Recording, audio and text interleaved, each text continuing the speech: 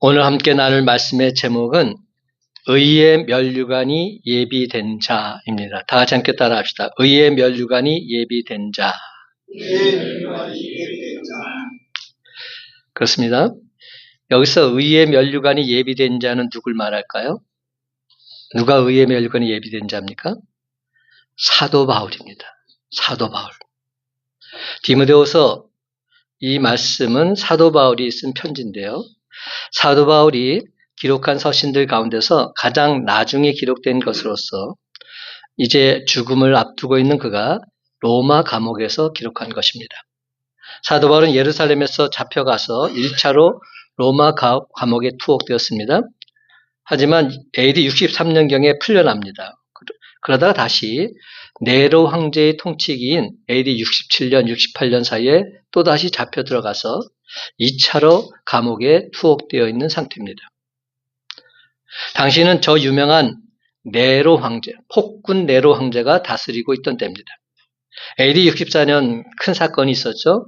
로마 대화재 사건. 그 원인을 네로 황제가 기독교인들에게 돌리면서 기독교인들을 대대적으로 극심하게 박해했던 그런 시기입니다.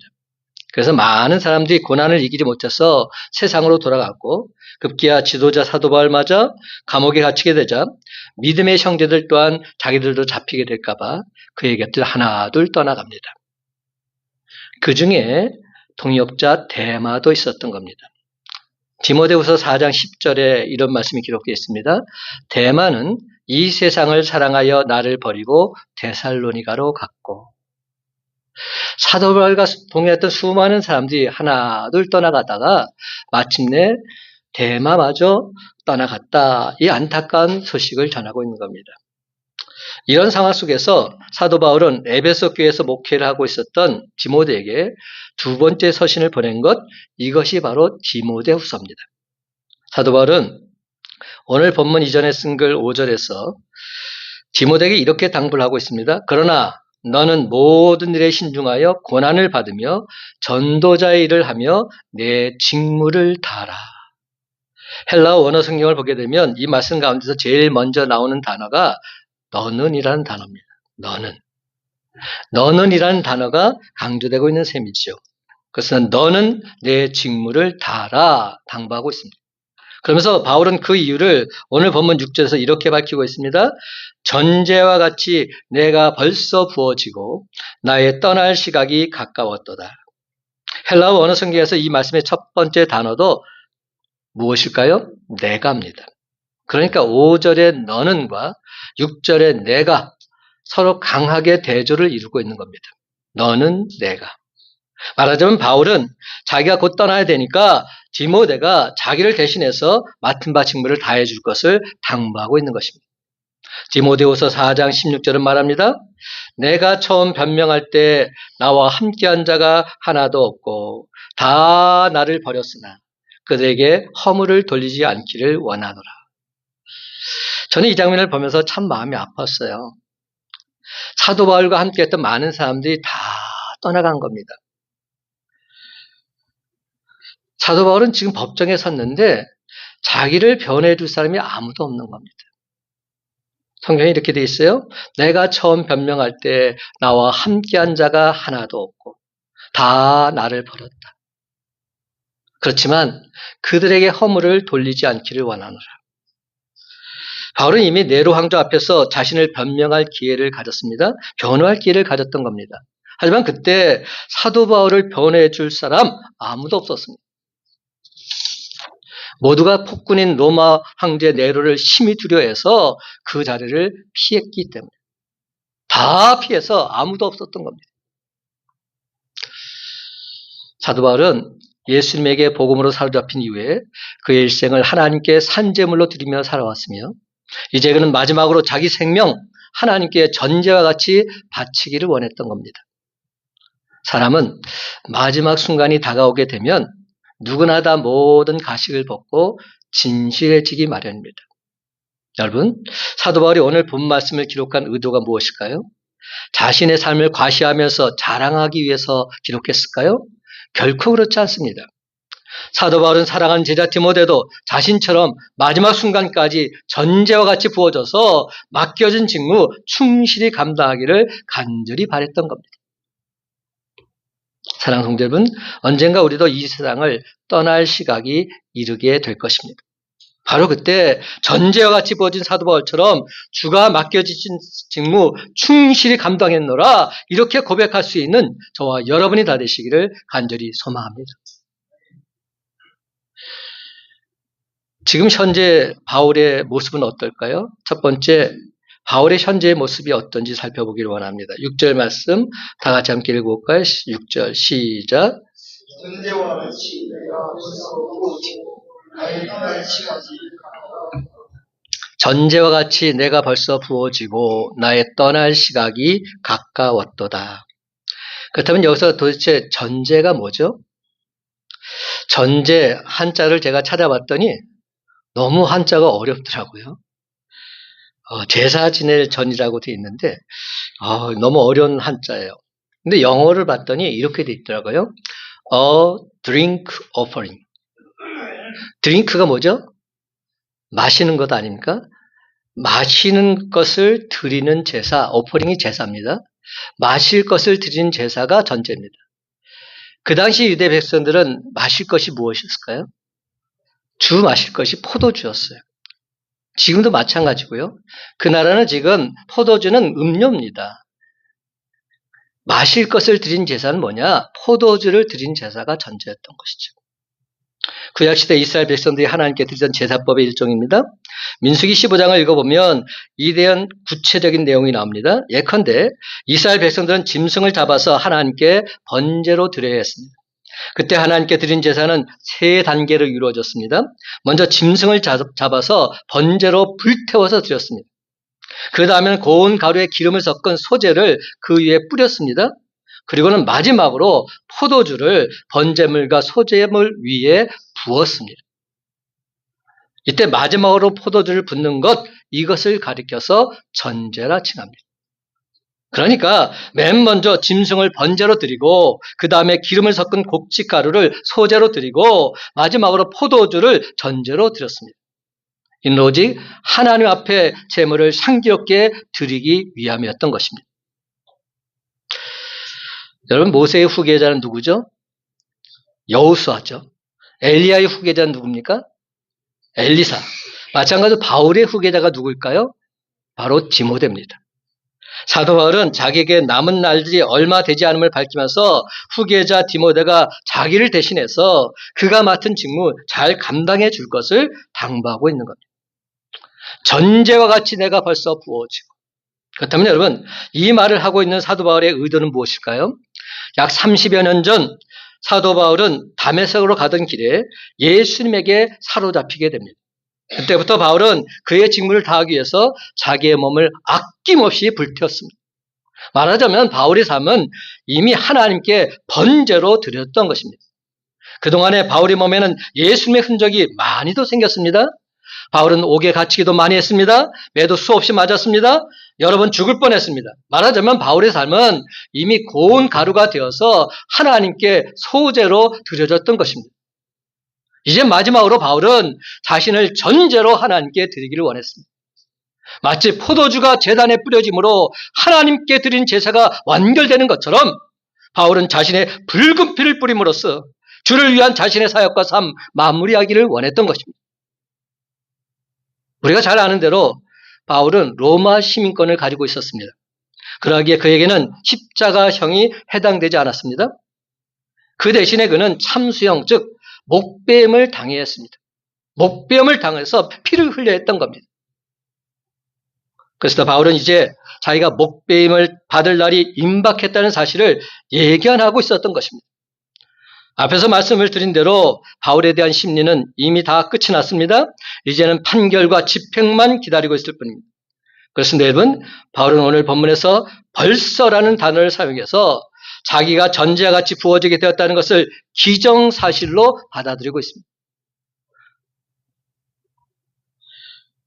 사도 바울이 빌립보기에 보낸 빌립보서 2장 17절과 18절을 보면 이런 말씀이 적혀 있어요. 만일 너희 믿음의 재물과 섬김 위에 내가 나를 전제로 드릴지라도 나는 기뻐하고 너희 무리와 함께 기뻐하리니 이와 같이 너희도 기뻐하고 나와 함께 기뻐하라. 지금 이 편지는 사도 바울이 로마에 1차로 투옥되었을 때 보낸 편지입니다.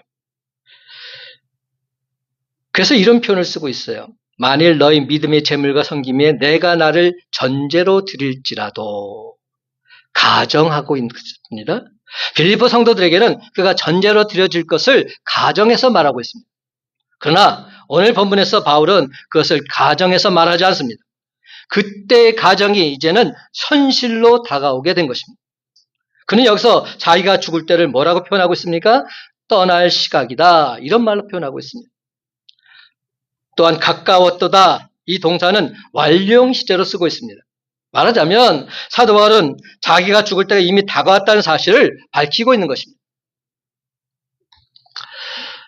여러분, 공항에 가면 각종 항공편의 스케줄이 스크린에 떠올라 있는 것을 볼 수 있습니다. 그 스크린상에는 어떤 내용이 나와 있나 보면은 출발이 있고 도착이 있습니다. 오늘 본문에서 바울이 말하는 이 떠남은 어떤 뜻일까요? 스크린상에 나오는 출발과 같은 것입니다. 다른 곳으로 가기 위해서 있던 곳을 떠나는 것, 이것을 의미합니다. 그 당시 바울은 자기가 곧 목뱀을 당할 것임을 알고 있었습니다. 인간적 견지에서 보면 이는 참으로 참혹한 죽음이라 할 수 있습니다. 그럼에도 불구하고 바울은 결단코 자기의 죽음을 두려워하거나 고통스럽게 생각하고 있지 않습니다. 예수님의 수제자 베드로는 어떤 말을 했을까요? 베드로후서 1장 14절, 이는 우리 주 예수 그리스도께서 내게 지시하신 것 같이 나도 나의 장막을 벗어날 것이 임박한 줄을 알미라. 사도 바울은 자기 죽음을 떠난다 이런 말로 표현하고 있는데 베드로 또한 자신의 죽음을 가리켜서 장막을 벗어난다 이렇게 표현하고 있는 겁니다. 떠난다, 장막을 벗어난다. 그래서 바울도 베드로도 자신의 죽음이 임박함을 알고서 떠난다고, 장막을 벗어난다고 죽음을 소망적인 말로 표현하고 있는 것입니다. 본래 사도 바울의 직업이 뭐였죠? 복음을 전하기 전에 사도 바울의 직업? 텐트 메이커. 맞아요. 장막을 만드는 일을 했던 사람입니다. 그러기에 그는 장막을 치고 걷는 일 너무나도 잘 알고 있었던 겁니다. 지난 30년 동안 바울은 많은 곳들을 옮겨 다녔습니다. 이제 사도 바울은 하나님의 집에다가 영원한 장막을 치기 위해서 이 땅에서의 장막을 걷고 있는 것입니다. 이처럼 사도 바울은 자기의 죽음을 떠나는 것으로 보고 있습니다. 떠난다. 여러분, 이는 우리의 죽음도 마찬가지입니다. 모든 수고에서 떠나는 것입니다. 우리를 얽매고 있었던 모든 사슬에서 벗어나는 것입니다. 영원한 하나님 나라로 가서 그곳에 우리의 거처를 영원히 두는 것입니다. 솔로몬은 이렇게 말했어요. 전도서 7장 1절과 2절. 좋은 이름이 좋은 기름보다 낫고 죽는 날이 출생하는 날보다 나으며 초상집에 가는 것이 잔치집에 가는 것보다 나으니 모든 사람의 끝이 이와 같이 됨이라. 산자는 이것을 그의 마음에 둘지어다. 또한 사도 바울은 어떤 말을 했을까요? 빌립보서 1장 20절과 21절 말씀. 나의 간절한 기대와 소망을 따라 아무 일에든지 부끄러워하지 아니하고 지금도 전과 같이 온전히 담대하여 살든지 죽든지 내 몸에서 그리스도가 존귀하게 되게 하려 하느니 이는 내게 사는 것이 그리스도니 죽는 것도 유익함이라. 여러분, 출생하면 그때부터 모든 수고가 시작됩니다. 그때부터 모든 것에 얽매이게 되는 겁니다. 그러나 성도가 죽으면 그 모든 수고와 얽매임에서 완전히 벗어나게 됩니다. 그리고는 하늘나라에서 영광을 누리며 영원토록 삽니다. 그러기에 오히려 죽는 날이 출생하는 날보다 더 낫다 이렇게 말하지 않을 수 없는 것입니다. 사랑하는 성도 여러분, 우리도 언젠가는 전제와 같이 부어져서 떠날 시각이 다가오게 될 것입니다. 그때는 우리 모두 다 사도 바울처럼 내게 죽는 것도 유익함이라 당당하게 기쁜 마음으로 고백할 수 있게 되기를 바랍니다. 그렇습니다, 여러분. 이 세상에서 오직 예수 그리스도를 위해서 충성을 다하며 살다가 전제와 같이 부어져서 떠날 시간이 다가올 때 주님 품 안에 평안히 안기는 저와 여러분이 다 되시기를 예수님의 이름으로 간절히 축원합니다. 두 번째로 바울의 과거의 모습을 한번 살펴봅시다. 7절 말씀 함께 읽어볼까요? 7절. 나는 시작. 나는 싸움을 싸우고 달려갈 길을 마치고 믿음을 지켰으니. 사도 바울은 세 개의 동사를 사용하고 있는데 모두 다 완료형입니다. 싸웠다, 마쳤다, 지켰다. 싸웠다, 마쳤다, 지켰다. 한마디로 바울은 자기의 직무를 다한 것입니다. 그러하기에 그는 아무런 아쉬움이나 뉘우침 없이 자신의 삶을 기쁘게 마감할 수 있었던 것입니다. 이를 설명하기 위해서 바울은 때로는 운동 경기를, 때로는 군인들의 전쟁을 예로 들고 있습니다. 고린도전서 9장 26절, 그러므로 나는 다름질하기를 향방 없는 것 같이 아니하고 싸우기를 허공을 치는 것 같이 아니하며. 또한 에베소 6장 11절과 12절 말씀, 마귀의 간계를 능히 대적하기 위하여 하나님의 전신갑주를 입으라. 우리의 씨름은 혈과 육을 상대하는 것이 아니요 통치자들과 권세들과 이 어둠의 세상 주관자들과 하늘에 있는 악의 영들을 상대합니다. 그렇습니다. 사도 바울은 경기장에서 선수가 다름질하는 것처럼 결승점을 향해서 땀 흘리면서 열심히 달렸습니다. 또한 그는 전쟁터에서 군인이 완전 무장을 하고서 전투를 하는 것처럼 피를 흘리면서 승리하기 위해서 필사적으로 싸웠습니다. 그렇다면 바울은 무엇과 싸웠습니까? 그는 사탄 마귀와 싸웠습니다. 통치자들과 권세들과 이 어둠의 세상 주관자들과 하늘에 있는 악의 영들과 싸웠습니다. 우상을 숭배한 자들과 싸웠습니다. 하나님의 진리를 거스르는 율법자들과 싸웠습니다. 또한 그는 하나님의 교회를 어지럽힌 자들과도 싸웠습니다. 하나님 말씀을 혼잡하게 하며 허탄한 이야기를 전한 자들과도 싸웠습니다. 아울러 바울은 그의 지체 안에서 그를 죄의 법 아래로 끌어내리려는 육체의 소욕과도 싸웠습니다. 이처럼 바울의 싸움은 내가 잘났고 너는 못났다 이런 식의 싸움이 아니었습니다. 그는 내가 높고 너는 낮다 이런 식의 싸움을 싸우지 않았습니다. 왜냐하면 바울은 자기를 드러내기 위해서 싸운 것이 결코 아니었기 때문에. 사랑하는 성도 여러분, 바울은 그리스도의 진리를 위해서 싸웠습니다. 그리스도의 교회를 위해서 싸웠습니다. 그리스도의 바른 일꾼이 되기 위해서 싸우고 또 싸웠습니다. 이처럼 사도 바울의 싸운 대의 명분은 오직 예수 그리스도를 위한 것뿐이었습니다. 오직 예수 그리스도를 위해서. 그러므로 그의 싸움은 한마디로 선한 싸움이었어요. 그래서 그는 이렇게 고백하고 있는 겁니다. 나는 선한 싸움을 다 싸우고. 빌립보서 1장 30절은 말합니다. 너희에게도 그와 같은 싸움이 있으니 너희가 내 안에서 본 바요. 이제도 내 안에서 듣는 바니라. 그런데 우리에게도 같은 싸움이 있습니다. 따라서 우리도 선한 싸움을 싸워야 합니다. 그러다 보면 상처가 생길 수도 있습니다. 여러분, 생기지 않으면 오히려 그게 더 이상한 겁니다. 설사 그럴지라도 우리에게 생길 상처를 두려워하지 마시고 끝까지 힘을 다해서 선한 싸움을 싸우는 저와 여러분, 우리 모두가 다 되시기를 간절히 바랍니다. 그렇습니다. 사도 바울은 그리스도 예수께 사로잡힌 그날부터 정말이지 열심히 달려왔습니다. 지난 30년 동안 그는 앞에 있는 표대만을 바라보면서 잠시도 쉬지 않고 줄곧 달려왔던 것이죠. 그래서 이제 그는 드디어 자기의 달려갈 길을 다 마치고 있습니다. 결승점에 이르게 된 것입니다. 사도행전 20장 23절과 24절은 말합니다. 오직 성령이 각 성에서 내게 증언하여 결박과 환난이 나를 기다린다 하시나 내가 달려갈 길과 주 예수께 받은 사명 곧 하나님의 은혜의 복음을 증언하는 일을 마치려 하면은 나의 생명조차 조금도 귀한 것으로 여기지 아니하노라. 여러분, 이는 바울이 예루살렘으로 가는 도중에 에베소 교회 장로들에게 했던 바로 그 말입니다. 예루살렘에서 바울을 기다리고 있었던 것은 무엇이죠? 결박과 환난뿐이었습니다. 그럼에도 불구하고 바울은 그의 생명을 조금도 귀한 것을 여기지 않고 예수 그리스도라는 표대를 향해서 힘차게 달려나갔던 것입니다.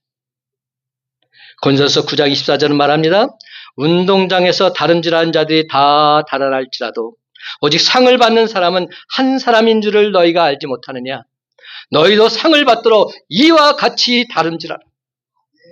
그러므로 여러분, 이제 우리도 달려야 합니다. 표대를 향해서 힘차게 달려야 합니다. 끝까지 달려야 합니다. 그리고 마침내 달려갈 길을 다 마치게 되면 하나님께서 위에서 우리를 부르시면서 상을 내려주실 줄로 믿습니다. 그렇다면 우리가 과연 어떠한 자세로 달려야 하겠습니까? 에베소 5장 16절은 말합니다.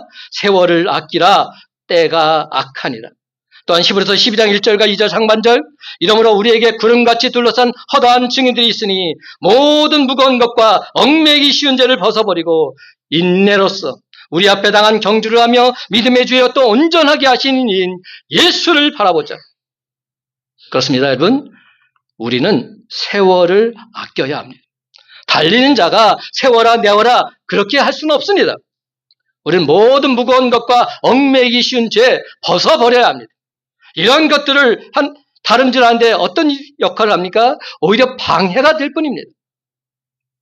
또한 우리는 힘들어도 인내하면서 끝까지 달려야 합니다. 중도에서 포기하면 그동안 다름질할 의미가 다 사라져버리기 때문에. 그리고 그 무엇보다 가장 중요한 것은 우리는 예수님을 바라보면서 달려야 합니다. 누구를 바라보면서 달려야 하느냐? 이게 중요합니다. 예수 그리스도. 사랑하는 성도 여러분, 이미 우리의 다름질은 시작되었습니다. 그리고 그 다름질은 하나님이 정하신 시각에 반드시 끝이 나게 될 것입니다. 바로 그 순간 예수님을 항상 바라보면서 달려가는 자세로 우리의 직무를 끝까지 다 감당할 수 있게 되기를 바랍니다. 또한 여러분, 사도 바울은 믿음을 끝까지 지켰습니다. 제 아무리 선한 싸움을 싸우고 달려갈 길을 마친다 할지라도 믿음을 잃어버리게 된다면 아무 소용없습니다. 다 잃어버린 것입니다. 구원은 행함으로 얻는 것이 아니라 믿음으로 얻는 것이기 때문에. 그러하기에 바울은 자신의 믿음을 굳게 지켰던 것입니다. 만약 바울이 믿음을 지키지 않았더라면 그는 율법주의자들의 박해 받지 않아도 되었을 것입니다. 만약 바울이 로마의 황제 네로 앞에서 믿음을 지키지 않았더라면 바울은 자신의 목숨 건질 수도 있었을 것입니다. 그러나 바울은 전혀 흔들리지 않고 언제 어디서나 그의 믿음을 굳게 지켰습니다. 왜냐하면 오직 믿음만이 유일한 구원의 길임을 분명히 알았기 때문에. 그렇다고 해서 사도 바울의 믿음이 결코 주관적인 것은 아니었습니다. 그가 지킨 믿음은 철저하게 하나님 말씀에 근거한 믿음이었습니다. 하나님 말씀에 근거한 믿음. 이게 중요합니다.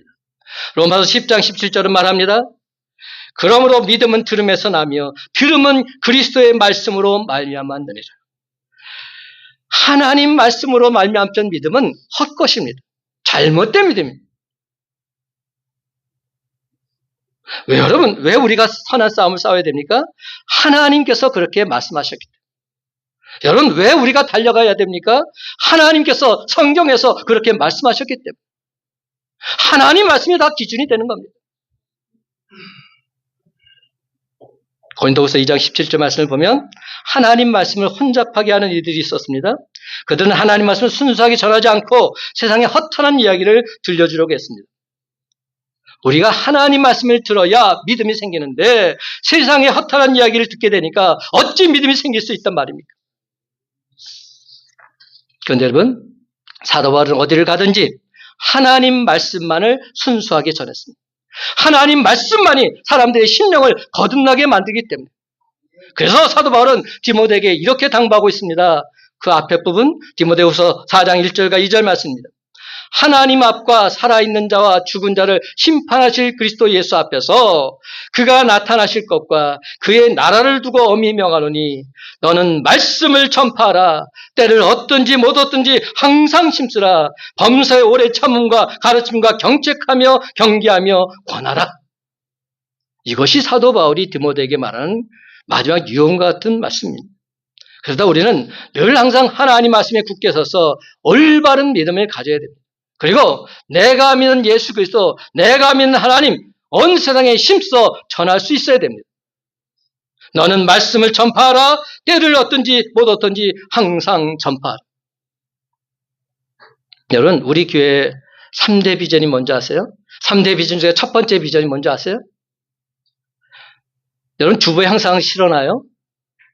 항상 제가 매 주일마다 실어놓는데 우리 교회 비전이 뭔지도 모르고 신앙생활하는 분들이 계세요. 첫 번째 비전이 뭔지 아십니까? 전도에 힘쓰는 교회입니다. 두 번째는 사랑을 나누는 교회. 세 번째는 상식이 통하는 교회입니다. 우리 주님께서 가장 기뻐하시는 게 뭘까요? 전도에 힘쓰는 모습 기뻐하지 않으실까요? 그래서 우리 교회는 이번 토요일부터 교회 주변 아파트 전도를 하고자 합니다. 우리 주님이 가장 기뻐하시는 그 일이기 때문에 사랑하는 성도 여러분, 천국 복음을 전한 바로 그 자리에 여러분도 함께 동참하게 되시기를 간절히 소망합니다. 여러분, 복음을 전한 그 자리에 내가 있어야 됩니다. 그렇지 않고 어떻게 주님 편에 갔을 때 내가 주를 위해서 이렇게 행했노라 담대히 말할 수 있단 말입니다. 주님께서 전도하라 하실 때 함께 모여서 전도할 때 놀라운 구원의 역사는 분명 하나님께서 행하여 주실 줄로 믿습니다. 사랑하는 성도 여러분, 언젠가는 우리에게도 이 세상을 떠날 날 찾아올 것입니다. 그 순간 우리는 지나온 우리의 삶 되돌아보게 될 것입니다. 바로 그때 사도 바울처럼 당당하게 나는 선한 싸움을 싸우노라, 달려갈 길을 마쳤노라, 믿음을 지켰노라, 사탄마귀 영적 싸움에서 승리했음을 선포하는 저와 여러분의 삶이 다 되시기를 예수님의 이름으로 간절히 축원합니다. 세 번째로 바울의 미래의 모습이 어떠할지를 보게 될 것입니다. 8절 말씀에 그 답이 나와 있어요. 8절 이제후로는 시작 이제후로는 나를 위하여 의의 면류관이 예비되었으므로 주 곧 의로우신 재판장이 그날에 내게 주실 것이며 내게만 아니라 주의 나타나심을 사모하는 모든 자에게도 니라. 아멘. 여러분, 이제 바울은 재판석을 바라보고 있습니다. 재판장은 그의 이름을 부를 것이고 그는 재판장 앞에 서게 될 것입니다. 그리고는 그의 머리에 면류관을 씌워줄 것입니다. 오늘날로 말하면 목에 메달을 걸어주는 것과 똑같습니다. 사도 바울은 그가 받을 면류관을 가리켜서 이렇게 말합니다. 의의 면류관, 의의 면류관. 바울은 끝까지 믿음을 굳게 지켰기에 그가 의의 면류관을 받는 것 너무나도 당연합니다. 또한 우리가 의롭게 되는 길도 오직 믿음으로 이 길밖에 없습니다. 오직 의인은 믿음으로 말미암아 살리라. 베드로후서 3장 13절에서 이렇게 말합니다. 우리는 그의 약속대로 의가 있는 곳인 새 하늘과 새 땅을 바라보도다. 이처럼 천국은 의가 있는 곳입니다. 의가 거하는 곳입니다. 불의는 그곳에 있을 수 없습니다. 불의는 그곳에 거할 수 없습니다. 그러기에 요한계시록 21장과 22장 말씀처럼 살인자와 행음자와 우상숭배자, 거짓말쟁이와 같은 불의한 자들 결단코 천국에 들어가지 못합니다. 의의 면류관을 받은 자만이 그곳에 들어갈 수 있습니다. 진정 사도 바울은 의에 줄이고 목말라 하던 사람이었습니다. 그는 그의 지체 안에서 그를 죄의 법 아래로 끌어내리는 사망의 몸에서 벗어나려고 몸부림을 치던 사람이었습니다. 그러나 이제 사도 바울은 의로 배부르게 되었습니다. 그에게는 의의 면류관이 주어질 것이기 때문에. 그러므로 사랑하는 성도 여러분, 이제부터는 여러분도 의의 면류관이 예비된 자 사도 바울처럼 선한 싸움을 싸우시기 바랍니다. 달려갈 길을 마치고 끝까지 믿음을 지키시기 바랍니다. 그래서 마침내 의의 면류관을 받아 쓰고서 새하늘과 새 땅에서 우리 주님 품에 안겨서 영생 복락을 누리게 되시기를 간절히 소망합니다. 그래서 우리 모두는 언젠가 그리스도의 심판대 앞에 서야 합니다. 왜냐? 성경 말씀에 그렇게 기록되어 있기 때문에. 고린도서 5장 10절은 말합니다. 이는 우리가 다 반드시 그리스도의 심판대 앞에 나타나게 되어 각각 선악간에 그 몸으로 행한 것을 따라 받으려 합니다. 세상 법정에서는 심리가 이루어지고 변호도 하고 증거물이 제시됩니다. 그럼에도 불구하고 때로는 불이한 판결이 내려지기도 합니다. 예컨대 예수님은 빌라도의 법정에서 불이한 판결을 받으셨습니다. 사도 바울도 로마 원론에서 불이한 판결을 받았습니다. 그러나 그리스도의 심판대 앞에서는 결단코 불이한 판결이 내려지지 않습니다. 그곳에서는 심리도 필요가 없고 변호도 필요가 없으며 증거물을 제시할 필요도 없습니다. 왜냐? 전지전능하신 하나님께서 모든 것을 다 알고 계시기 때문에. 고린도서 4장 5절은 말합니다.